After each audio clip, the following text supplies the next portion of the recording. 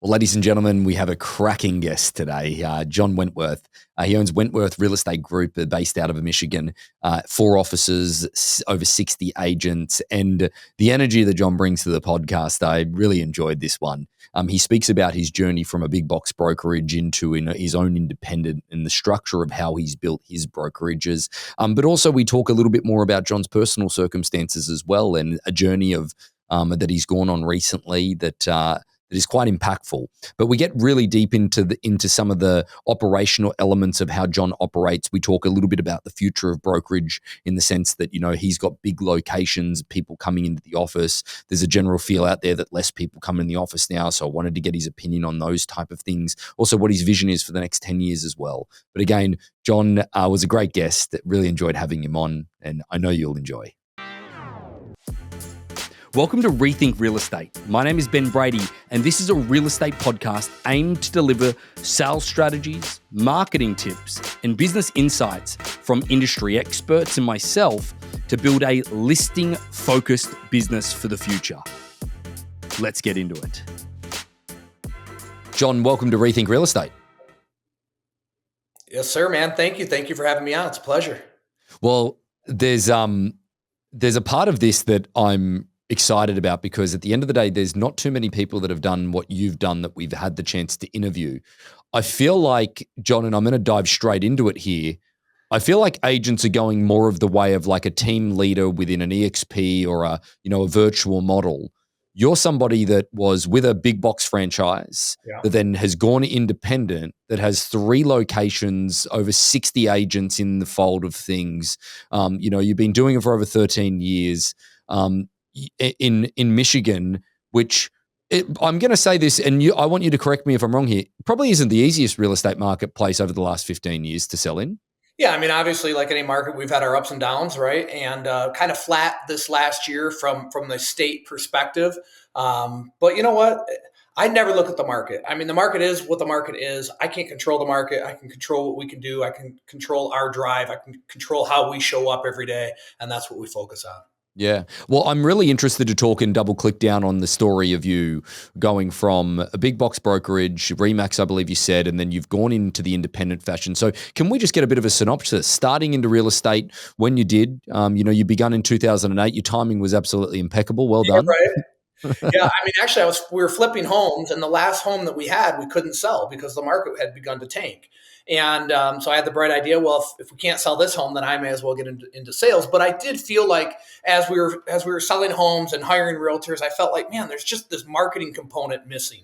It's like put a sign in the yard, we're going back to 2008, like you said. Let's put a sign in the yard, put the shit in the MLS, and that's that, and on to the next one. And I always just had this creative mind marketing. Like I trained racehorses prior to getting into real estate. And so the marketing idea of that, I just kind of transitioned in. And I think that was something that I did differently than everyone else. And so that's kind of how it all began. But went to a couple of independent brokerages. Then I ended up at Remax, and I spent the majority of my career there. Worked our way from just me and 3 assistants to 3 agents, and then 5 agents and 10 agents. And I think some of the defining moments for me, like being part of Remax was great, right? I remember going the first time to the Remax Awards and watching somebody being crowned Diamond, #1 in Michigan. I'm like, that's what we're doing next. Like, that's what we're going after. A few years later, that's what we did. And, from there, as we started to grow the team, we became more and more independent from the office that we were in, meaning we didn't rely on them for anything. We didn't go to their team meetings. We ran our own. We didn't use we just did our own thing inside of that umbrella. And I actually got fired from Remax because we started to explore our own title company, doing a joint venture title company. And I was getting approached. And I was just like, no, I don't want to do it. I don't want to do it. Well, then 2 things happened. Every time I said I didn't want to do it, I was walking away from more and more revenue, right? And I started to see that revenue differently, like, oh, well, what can we do with that revenue? Instead of like how much it made me, I started seeing the revenue as, well, how can we reinvest that in the business to grow? And the second thing that was happening at the same time was the title that was owned by that Remax broker owner was in our building, and the service started to decline. Right. And so literally at one of our team meetings, I'm like, okay, guys, you have the most important deal of your life. What title company must we use? And they all literally wrote it down on a torn up piece of paper, all the pieces of paper that I still have. And I went back to my office and I opened them, and they only one chose the title company that was in our building, like 4 doors down, by the way, when we're having this meeting. When I look back, do you think, sorry to interrupt, but do you think that do you think that's entitlement is why that decline, like the entitlement, in the sense that they believe they deserved the business because it was ownership, it was in the same building, and they expected the agents to actually support that other business? Is that why the service declined, or was it just poor management? Yeah, I don't know the answer to that, right? I paid so little attention to it at that time. I didn't even know what title was any more than the consumer would. You know what I mean? Yeah, Now fair we enough. have a title company with 8 employees. Yep. And so I don't know the answer to that. I don't know that it's entitlement. I mean, the same way we expect all of our agents to use it, right? Because it's part of the revenue that helps grow the business. It's like that is part of the whole. And so all I knew is that when I looked at the income we were walking away from and the service, and by the way, what was very interesting was of all of those other title companies that people chose, the majority of them chose the title company that was approaching us, which none of them knew, by the way.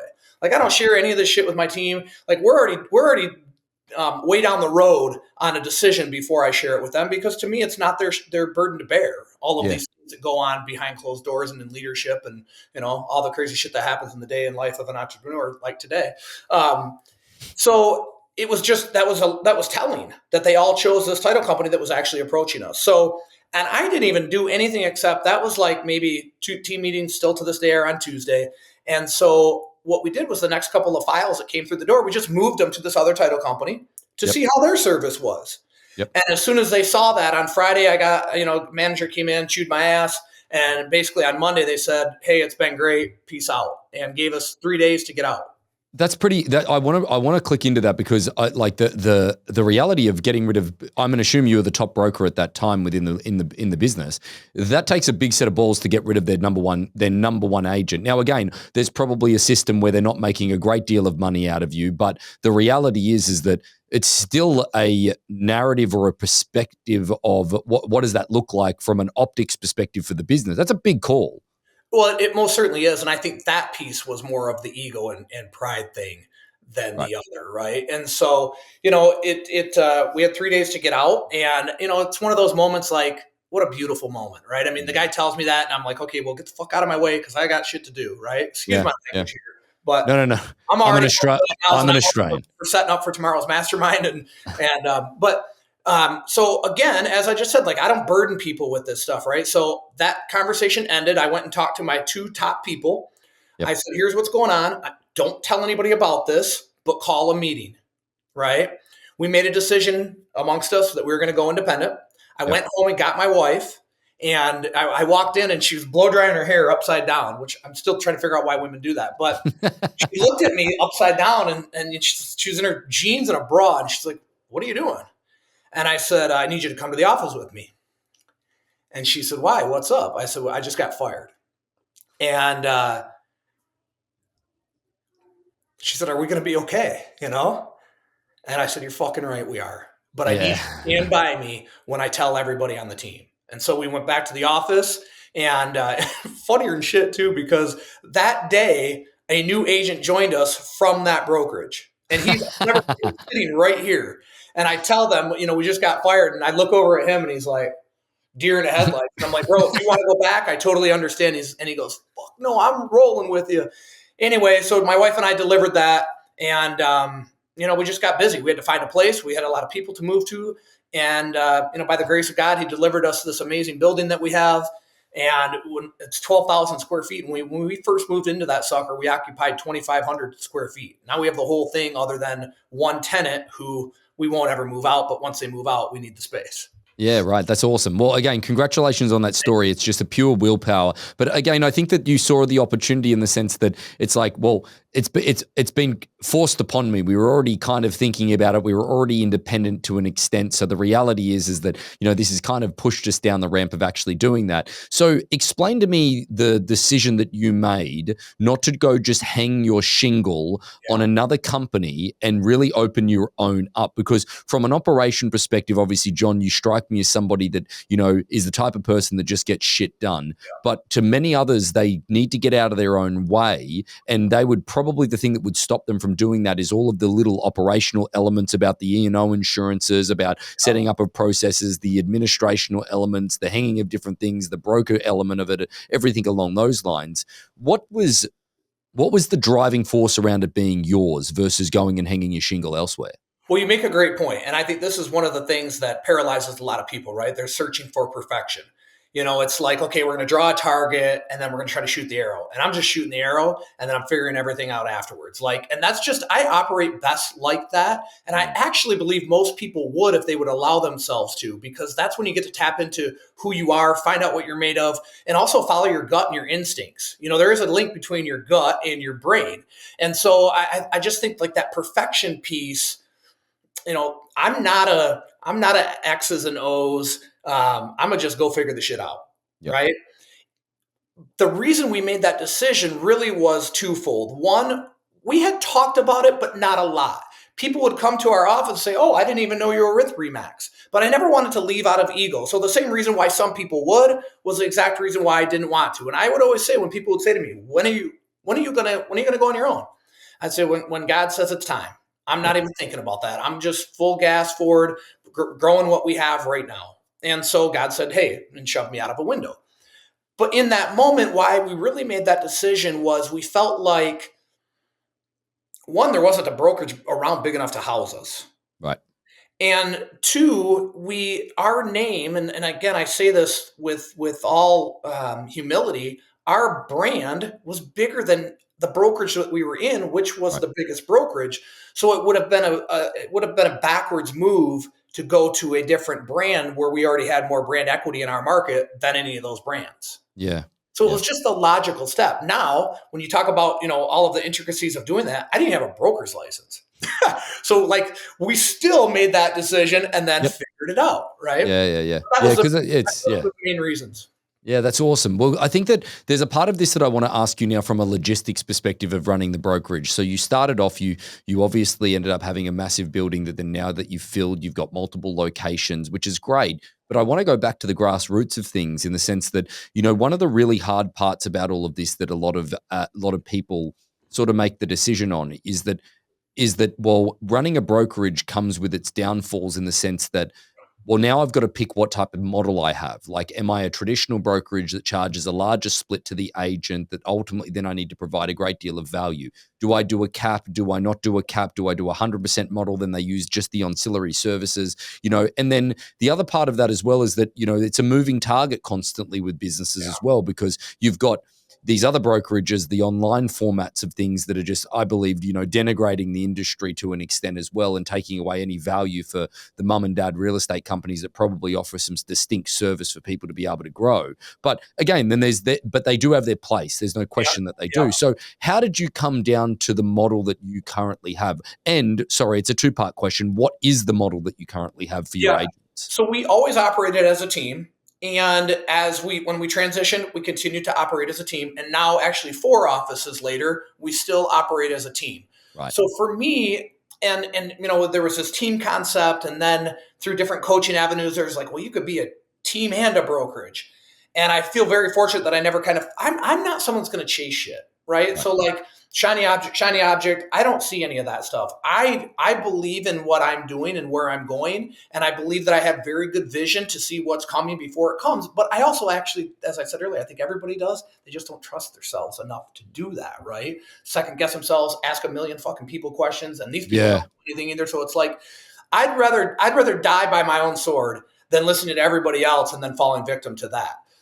Because I'm okay with dealing with that. I can course correct, I can adapt, I can figure it out on the go. So the second piece to that, our model currently is still a team, but as we've grown, as we've evolved, it's not like we're not the typical, hey, they're a team, so that must mean they're 50-50. We have different tiers that agents will progress through. And as agents are on our team for an extended period of time, 5, 10, 15 years, we start them at a tiered up position. So my passion behind growing this business has nothing to do with money.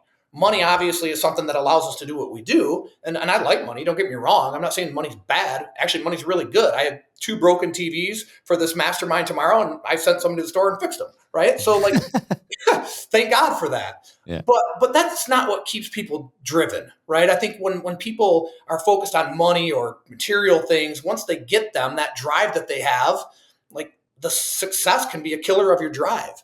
Mm. But my success is based on the success of my people. Right. And it's like, and that's really what drives me. I want to see my people succeed. I want to develop them and I want to change their freaking lives. That's all I Right. focus on.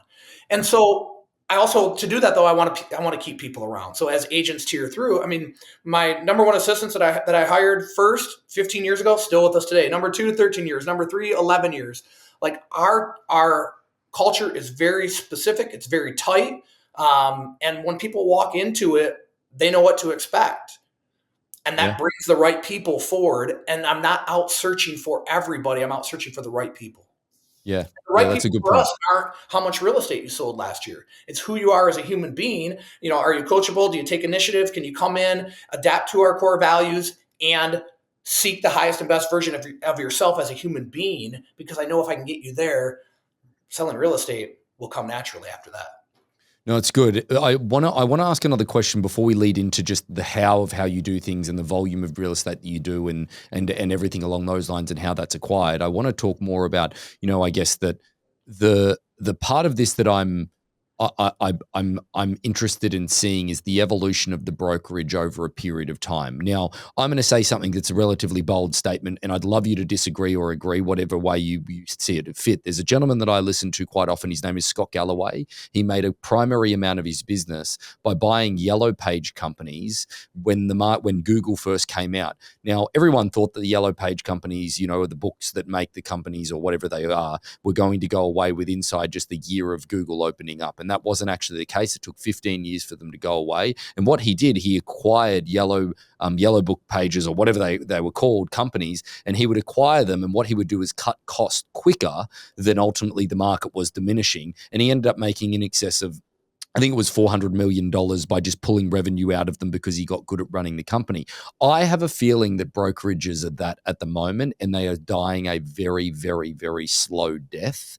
And again, very, very slow. I don't think it's going to be any time in the next 20 years that they disappear, but I just feel like there's this downward pressure on them. Now, maybe not in your individual market, but I'm thinking more about a North America perspective because I know real estate in other parts of the world and they are so far behind us. Like their splits are still 50-50 with the agents and so on and so forth. What do you think the future of brokerage is? So when you use the word specific to brokerage, define that for us. So it's an office that ultimately has a broker that has, whether it's an independent, whether it's a franchise, but it has, whether it's a cap or a traditional real estate split or something along those lines. To it. No, it doesn't have a team concept, correct. I would say this. I think there's two really interesting things happening in the marketplace right now. Is that I would agree with you in regards to that, especially when you extrapolate that out to like a slow death. But even in my market, it's a pretty quick death. Right. And the second piece to that is now there's still some brokerages doing okay. But if you think about a brokerage as a whole, and at least again in our market, you could think about each office and there's one top producer basically at each office. Inside of our team, they're all top producers, right? So we're dominating the area and the market. And then the second piece to that is, and I think this is even true of teams right now that are trying to grow, is that it used to be so much easier to go buy leads. And that now is changing too because they're monopolized by the large teams. So Zillow, for example, right? We're heavily involved with Zillow. Everybody hates Zillow. We love Zillow. We have a great relationship with Zillow. They've been an intricate part of our growth, and they're still only about 30% of the business that we do. But that 30% grows as we grow every single year, right? So, but as Zillow Flex has taken over, you can't now just go buy leads. The Zillow Flex teams are eating up those leads. So where does somebody go to get leads? Well, Realtor.com is basically, they don't do a whole lot anymore. Homes.com is making a big push, but from the marketing that I've seen, not great. And although they're spending gobs of money, which blows my mind, because the marketing is not great. Their Super Bowl ad was good, but the shit they send in the mail is bad. Oh, it's horrible. Again, and also not to mention their volume of capture of that market is tapered off big time. Yeah. Yeah. And so I think those are the two main things at play. Like it's difficult now. And this is the other piece too, that I think we see a lot is people want to grow a team because they think that makes all the money. Yeah. I grew a team out of necessity. Before I added agents, I added staff. So the idea is like, oh, I'm going to grow a team so I can do less and make more. Not going to happen, Right. right? I mean, if you're a great operator and you come up with a great system, I shouldn't say not going to happen, because it could. But for me, it was, I'm running the roads nonstop. I need an assistant.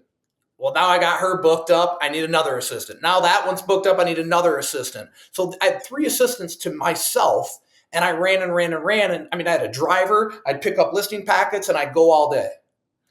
And then shit started slipping through the cracks, because in the field, I was starting to make mistakes because I was maxed out. But I didn't hire other people so I could do less. I hired other people so I could do more of what I need to do most effectively, which is bring money into the business. And Yeah. that's still what I'm doing. It's just different. So that's kind of like, So you see, so if I can look at this, you see the future of brokerage basically being a vehicle for just big teams. I like the idea of that, because if you think about it, we have a real estate company ourselves. We have 42 offices on the West Coast, and the reality of that, our most successful brokerages, are one of which there is a rock star agent that then brings people into the wake of what they're creating. Now, don't get me wrong, there is some other avenues where we have some very big offices that have a lot of independent individual agents in that individual brokerage, but they have a very clear value proposition within their market and have a great market share. And like one of our ones in Bend, Oregon, they have a great deal of relationship with most of the builders locally. So they're offering a great deal of inventory in. yeah, Like, it sounds like what you guys have done is you're offering value, because now I want to sort of segue across, John, into how you do things. Is that it's not that you guys are, like, from what I've seen from an online presence, I don't know your business very well, but it looks like you've got a lot of listings. So it's not that you guys are buyer heavy, that Zillow's just buyers for you. It's more like, it looks like you're more of a listing orientated business, or am I wrong? no, you're correct. And I do want to say this, like, because I get running off and going a million miles an hour. When I'm talking about all this crazy shit that I kind of think, all I know is what I know here in this market, right? Sure. At the same time, though, like, I just extrapolate that over, and so why do I believe in teams so much is because of these things that we're getting ready to talk about, where so much of the monotonous shit is off of the agent and onto staff, and now you can duplicate that over and over and over, right? Right. So, what was the question? I apologize. The question being, you're Yes. more of a listing orientated business, which typically you see when people dive into the Zillow world of things, because Zillow Flex has not been around for a long time, is that it's more so been a buyer driven type of business. How have you turned your business more into a listing orientated business and buyer? Marketing. Right. Right. And that goes back to the brand that we built when I talked about, and again, I say this very humbly, like, I'm no fool. I know that if I took my brand and moved it into Bend, Oregon, people would not give 2 shits. I get that. But in our area, we did a really good job. I mean, we had a double full page ad in the local paper, like the middle, the trunk, that was an exorbitant amount of money. Another real estate company had it and they dropped it. I went back to my marketing mind. I'm like, when things get tough, you never stop marketing. You might change the marketing spend, but you never stop marketing. You take money off the table in other areas, and you work more, but you never stop marketing. So as soon as this company dropped that double full page ad, I took that sucker, and that thing helped us really blow up. It was a very called the Tri-County Times, a very specific, 40,000 papers go out. Everybody loved it because it's very specific to the community. It's dead as fried chicken now. You know what I mean? Like, it was just a short time. In fact, I took it one time to Gary Vee. I had dinner with Gary Vee in Miami. And I said, this is what I'm spending on this. He goes, throw that right in the fucking trash, blah, blah, blah, blah. Get this and get that. And, you know how Gary goes a million miles. Yeah. But it was dead, he was dead on, as he always is. And so the answer to the question is, we did build really good brand awareness, brand presence, and then we did really good business. And that's the key, is like, you can spend $1 million in marketing, but if you don't do good business, you do business once. Right. And as we grew, I stayed true to the idea of, like, the agents need to do one thing and one thing only. They don't need to push paper. They don't need to run signs. They shouldn't even know how to operate, like, certain things, like highest and best use of time, which is serving their clients. And so we built systems around everything else so that they could do that. And, like, even now with our 4 offices, we have one that's 4 hours away. Right. all of the paperwork for our transaction coordinators comes to our main office. Right. The girls have been with us 15, 13, 11, maybe 5, and they're training. They're the ones now training as we add new transaction coordinators so that they're not up there trying to hire somebody and duplicate what we're doing. All of the marketing, all of those things comes from the hub. And again, that allows us to stay very brand specific or I should say specific to the systems and the processes that we've built, and we don't get swayed from that. Right. Well, I think that there's a part of this also that I look at from the way that you're obviously a very charismatic leader. What do you do in order to lead the business on a daily perspective? Because I'm assuming that you're not out there listing and selling homes anymore 100%. That's obviously your team. What is your role within the company as the CEO now? What does a day in the life of you look like as you run that business to the efficiency that needs to be run? Yeah, great question. And it's what I love most, which is why I'm effective at it, is helping these people like today, we have a team huddle every day that we don't have team meeting. We have team meeting on Tuesday. Today, I talked about what are the bridges you need to burn in your life. I focus on their lives the majority of the time, right? Like today is like, okay, what are the bridges? And like, everyone's like, oh, I don't want to burn any bridges. I'm like, fuck, I want to burn a lot of bridges. I want to burn the people, the places, and the things that don't serve my mission. Yep. Right. And so it was just like, that was the conversation that we had today, and igniting in these people. I mean, I got people texting me, I know my bridge. I need to do this. I need to do this. Like getting them thinking bigger than selling real estate. I believe as leaders, we KPI people to death. It's kind of like this mentality of everything's about sales. Right. And everything's about, money. And I try to make everything about who people are as human beings. Right. And I try to help them with their lives. That's really what I enjoy doing, which is again why I started this mastermind. But on a daily basis, I'm either leading huddle, leading team meeting. I don't lead trainings, but I participate in the training. I am very forward at the front if I'm in the building, right? If I'm traveling or something, obviously I'm not there. And as we grow and as we really start to look at our 10-year vision, I need to be able to start doing less of those things and putting the right people in place. So something that, I think I'm just very organically good at is finding really good people. And I look for people first, and then we'll train them. And so bringing those right people into the organization and putting them in places where they can speak to these people about how to impact their lives as well. So it's not just all on me. Right.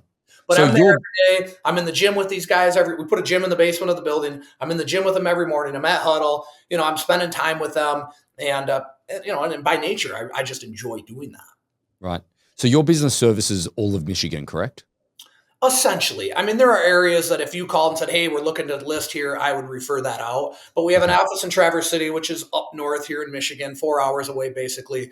Our main hub is in Fenton. That's that 12,000 square foot building. We have another office in Brighton, which is about 30, 40 minutes from Fenton. And we just put another office in Northville, which is about 45 minutes from the Fenton office. And do you have managers within each one of those locations? Like how does that, what does that look like from a structural perspective as an organization chart, as an org chart for your business? You're the CEO. Who else do you have? Yeah. So interestingly enough, our ops manager ended up moving out of state.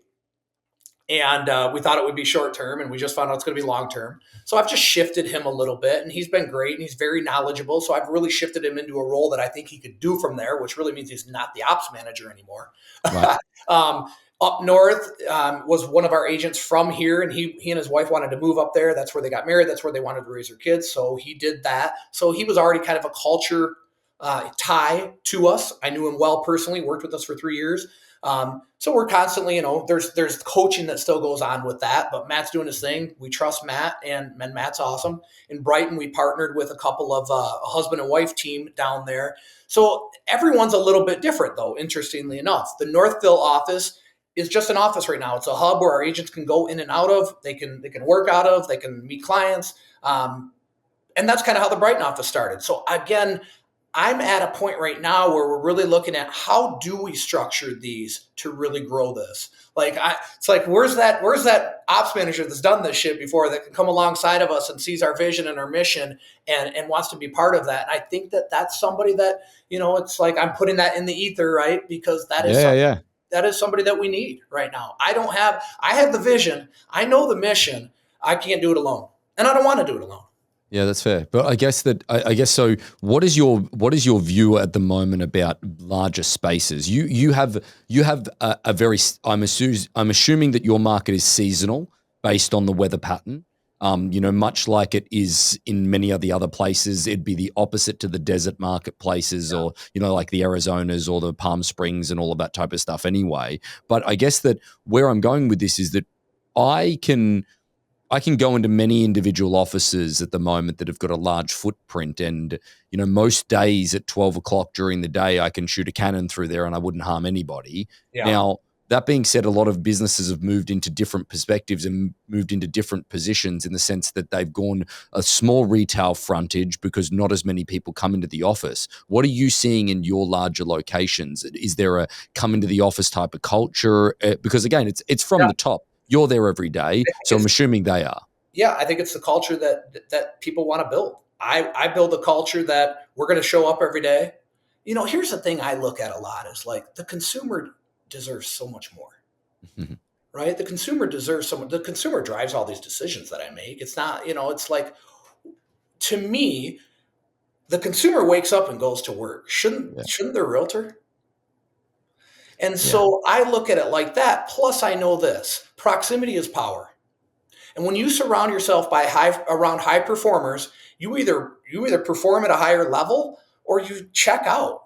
It just is what it is. Now, I've also seen high performers move out of an environment into an environment where there isn't this abundance of high performers and they do less. Yep. So to me, I think this probably comes from athletics, but I'm a big believer. Like, I want to be around winners, and winners want to be around winners. And when you put winners in a room with winners, everybody just keeps winning at a higher level.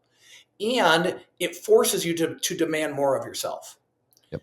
And I just think that as human beings, we sell ourselves so short. We have so much more to give. The only way to get there, though, is to continue to level up. Like, I want to be and have my people be on that mission for in the never-ending pursuit of the highest and best version of themselves. So, like, this is our team huddle today on a Friday. Oh, that's cool. That's right? awesome. So I don't know. There's 30 people probably if I held that photo up and counted them. And when I left at 2:30 to come run around with all these damn TVs, there were still 20 there working on a Friday. Yeah. Right. So, a lot of this goes back to what kind of culture do you want to build? I don't want to build a business where I sit here at my house and don't know people and don't see the effect that this business is having on those people, right? Because it's not just about me. It's about the people that are in this organization that are lifting one another up, that are helping each other, that are going to get somebody when their car gets stuck in the ditch because we did have a foot of damn snow. On the seasonality, yes, we slow down a little bit because, we got a foot of snow on the ground right now. But I mean, we just had our best January ever. We painted 79 homes in January. And from a revenue perspective, I'm looking at my whiteboard here, but since we went independent, we've never had a year that our volume did not grow. And we just had our best year ever last year. So, and I don't know, shit must be working. There's a lot I don't know, and I'm still seeking to learn more. I just got back from Arizona, went to an event to learn more. I'm doing an event tomorrow that I'm teaching for 20 people so they can learn more, and I learn more by teaching it.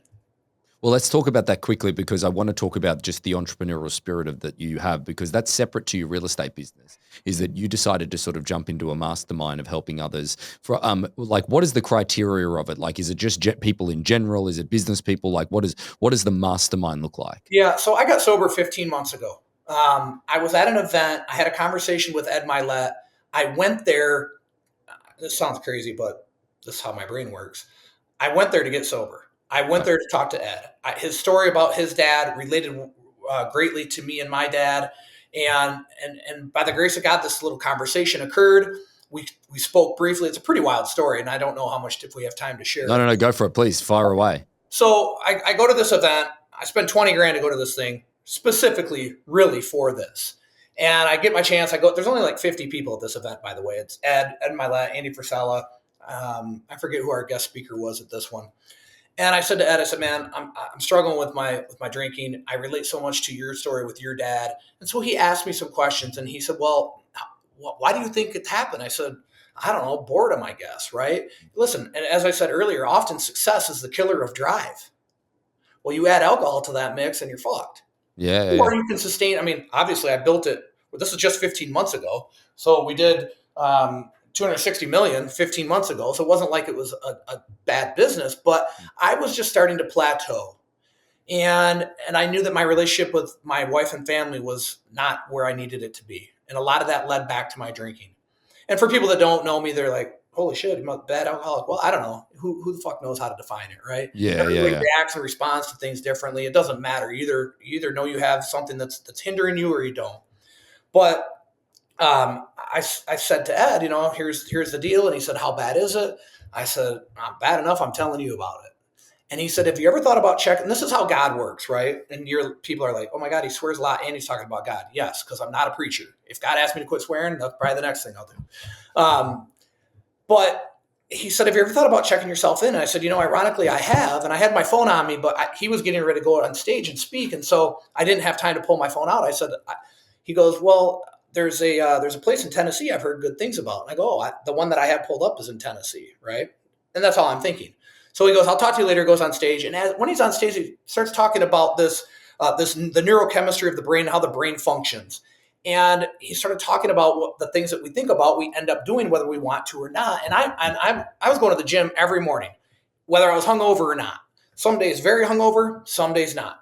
And in the gym, I mean, it's fucking 6:30 and I'm on the floor working out, thinking about not drinking, which inevitably I would end up drinking. And when he said that, I was like, oh. And so I asked this question now while he's on stage in front of everybody. I said, obviously, we just talked. I'm struggling with my drinking. And I kind of explained that gym thing to him. I said, is that actually like one of the things that's probably driving me to drinking? He's like, yeah, for sure, because you're in a heightened state of awareness, da-da-da. And the thing that you think about is the thing that you're going to do. So he's like, start thinking about not drinking. Again, I don't want to eat up the whole time with this story. No, it's fine. Anyway, so I had that piece, and then we go to dinner, and we're at dinner, and we're all suit and ties, and beautiful dinner, and there's a trailer to drink and a trailer to have a cigar, right? And I've never had a cigar in my life, but I'm not going to have a drink. Now I got fucking cigars everywhere, by the way. I'm standing there, and a guy comes up to me and he says, man, thanks for sharing that you're struggling with your drinking. I have been too. And another guy does the same, right? Which now I get people. I had a freaking executive reach out to me today. Anyway, this guy shows up out of nowhere and he's wearing a sweatsuit. And that was odd, right? Because everyone's dressed up and he goes, hey, how you guys doing? Blah, blah, blah. And I said, we introduced ourselves. I said, what are you doing here? He said, I'm your speaker for tomorrow. Now I remember who the speaker was, the guy that owns Tommy John's. Oh, wow. And so I said to him, again, open book. I said, well, we're talking about drinking. I shared today, da-da-da. He said, have you ever thought about checking yourself in? And I said, well, yeah, I have. And he said, well, a buddy of mine works at a place in Tennessee. So now I pull out my phone and, you have those windows saved. Yep. I'll have this window on here forever. I don't know if I'm going to find it in the nick of time to there it is right there. Oh, wow. He goes, that's the one he works at. Oh, geez. And I'm like, holy shit. So I run it. I go find Ed, right? I'm like a little kid trying to find my dad. And I go find Ed, which I would never approach him this way, but I was so fired up. And I find him, of course, he's in line with a plate, right? Like he's getting his food. And I go, Ed, the guy's speaking tomorrow. He goes, yeah. I go, I just met him. He goes, yeah, well, I know him. That's my buddy, I said, yeah. And then I told him the story and he backhands me on my chest. He goes, if that's not a sign from God, you're never going to get one. Yeah, there you go. So I go back to the hotel. The next morning I wake up. I call Damon West, who's a buddy of mine that was actually on Ed's podcast just Wednesday. But he was, if people are struggling, go watch this podcast with Damon West and Ed Milet. It's probably a year and a half old. And I call Damon. I tell him all this shit that happened. And by the way, Damon had come and spoke to our organization. That's how I knew Damon. And he said, well, if you decide to quit drinking, or if you go check yourself in, unless you decide to quit drinking, checking yourself in isn't going to do anything. You're going to spend much money and keep drinking. And I said, yeah, no, fair. I'm done. I'm done drinking. And that was it. I was done just like that. And then that neurochemistry thing that I built every day in my mind, I played seeing my wife and I get married. Like I walked through this, my wife and I getting married, walking down the aisle, our children being born, like, because I delivered, right? So the children being born, I visualized that. And then I visualized we own thoroughbreds and Chocolate Ride won this great big race. That's Chocolate Ride up there. Oh, yeah, there you go. Beautiful. Right? Yeah. And the vision of my wife and the kids screaming because the news was taking photos of us that we saw afterwards. And then I go right into 1 year sober, waking up, and it's just different that day. My kids meet me in the hallway. They say, Dad, we're proud of you. Right. And then I go, we get together, we go to the little local airport because I've rented a jet, and we get on the jet and we fly to Florida and we go to Ed's house and I'm on his podcast. And that's what I played multiple times a day throughout probably the first 4 or 5 months. And then it became so much so that I was already sober 1 year. The time just hadn't passed. Like, so when people say, has it been difficult? Not at all. It's like it's like the vision of where our company's going. It's already going to happen. It just time has to pass now. We got to figure the shit out. It's amazing from a visual perspective of how powerful that ultimately is. So powerful. And so here we are. I woke up 1 year sober, and my kids did the same shit they always did. And I didn't go get on the jet, and I didn't fly to Ed's, but but I know that all that stuff will still happen one day too. John, I think that I don't know that any better way that we could wrap up the podcast with thanking you for sharing ultimately some of that personal journey that is there as well. I think that is something that a lot of people can take away, and they can feel a little bit more of a connection to, because real estate can be very transactional in a sense when we talk about it. And sometimes it doesn't connect us with the individual person, but understanding what they're going through at the same time as building an incredible business is something that I think that a lot of people can walk away from today. So, John, thank you for being an open book on Rethink Real Estate. We've really appreciated having you on. Yeah, for sure. And the mastermind, anybody can be in it. Personal and professional growth as well as coaching. It's getinthewinnercircle.com. I'd love an opportunity to impact people. Well, again, we'll make sure all of your information is in the show notes, and we'll make sure that we link directly to that as well. But John, thanks again for being on. Thank you, brother. So about 75% of our audience hasn't liked, followed, or subscribed to our podcast. It would mean the world to us, and it would help this podcast more than you know to expand our reach if you were to like, follow, or subscribe on any of the platforms that you're watching or listening on. Thanks again.